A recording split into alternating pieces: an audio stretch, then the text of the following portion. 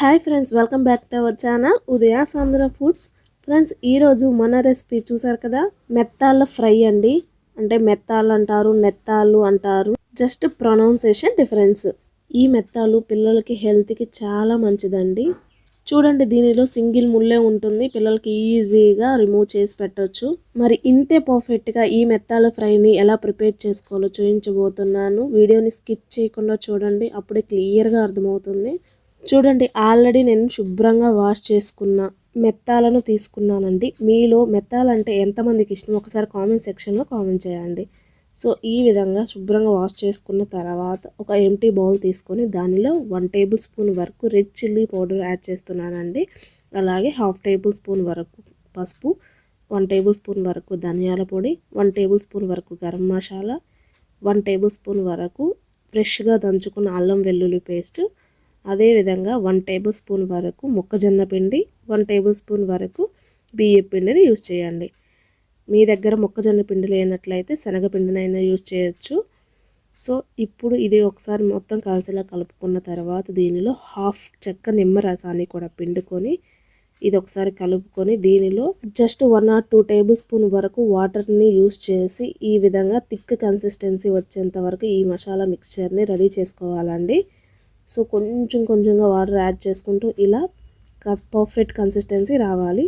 ఇప్పుడు ఈ మసాలా పేస్ట్ని మనం ఫ్రెష్గా వాష్ చేసి పెట్టుకున్న మెత్తాలకి ఈ విధంగా మసాజ్ చేసుకోవాలి. మొత్తం చేప ముక్కకి మొత్తం పట్టేటట్లుగా వీడియోలో చూపిస్తున్న విధంగా చక్కగా క్లీన్గా మసాజ్ చేసుకోవాలండి.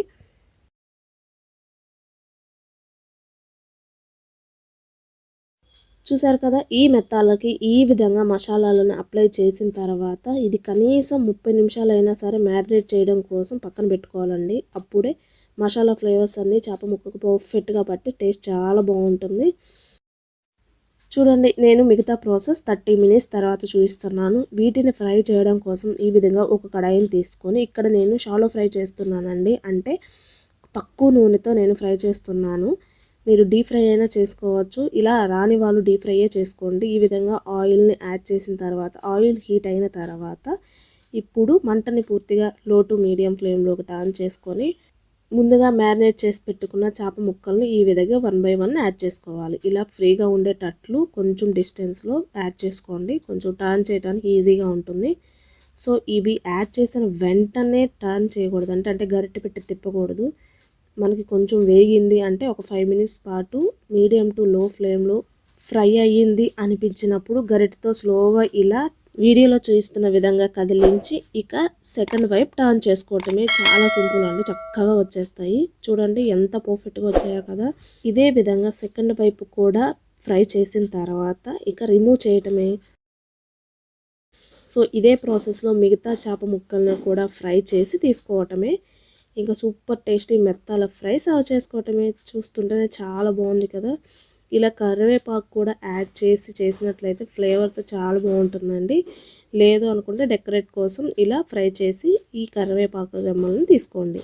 చూడండి ఎంత బాగుందో కదా. మీరు కూడా ట్రై చేయండి, మీకు కూడా తప్పకుండా కుదురుతుంది. ఇదే విధంగా ట్రై చేయండి. సో ఐ హోప్ ఈ వీడియో మీకు నచ్చిందని అనుకుంటున్నాను ఫ్రెండ్స్. మీకు నచ్చినట్లయితే లైక్ చేసి మీ ఫ్రెండ్స్కి, ఫ్యామిలీ మెంబర్స్కి షేర్ చేయండి. ఇలాంటి మరెన్నో సూపర్ టేస్టీ రెసిపీస్ కోసం మన ఛానల్ని సబ్స్క్రైబ్ చేసుకోండి. Thanks for watching this video.